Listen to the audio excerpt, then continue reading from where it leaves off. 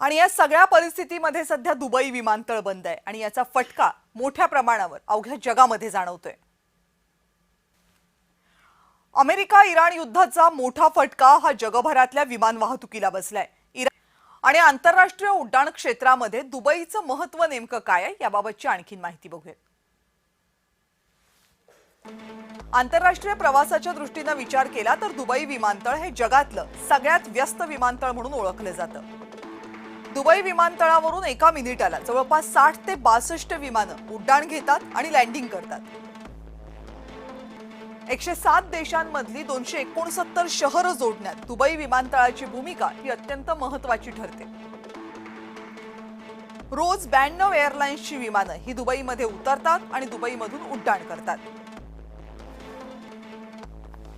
Singapore, Doha, Abu Dhabi या विमानतळांपेक्षा सर्वात महत्त्वाचा थांबा आहे तो म्हणजे दुबई विमानतळ। आशियामधून युरोप आणि अमेरिका या भागांमध्ये जाताना बहुतांश विमानं वाटेत जो थांबा घेतात तो दुबई विमानतळावर असतो। दररोज सरासरी 2.60 लाख म्हणजे 2,60,00,000 ते 2,70,00,000 प्रवासी हे दुबईचं विमानतळ वापरतात। सुट्ट्यांचा काळ असेल तर हा आकडा 3 लाखांच्याही पार जातो।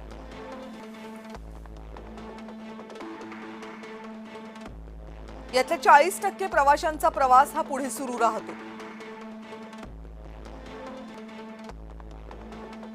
एकट्या एमिरेट्स एअरलाइन्सची दररोज 1 ते 1.10 म्हणजे 1,10,00,000 प्रवाशांचा दुबईमध्ये थांबा असतो।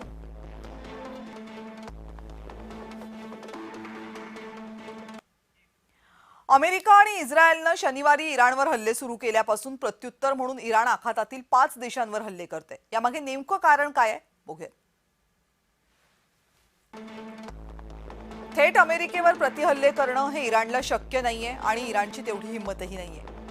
इस्रायलवर हल्ले करण्याच्या क्षमतेला सुद्धा मर्यादा आहेत।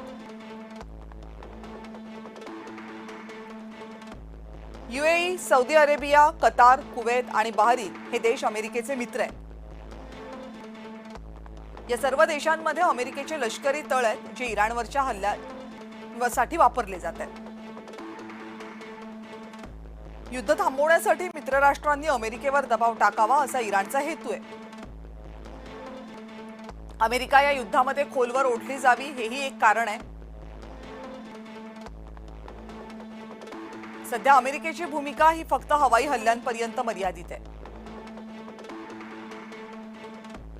पण जर ट्रम्प यांनी मित्रराष्ट्रांमध्ये अमेरिकन सैनिक उतरवले तर त्याला अमेरिकन जनतेचा विरोध असेल।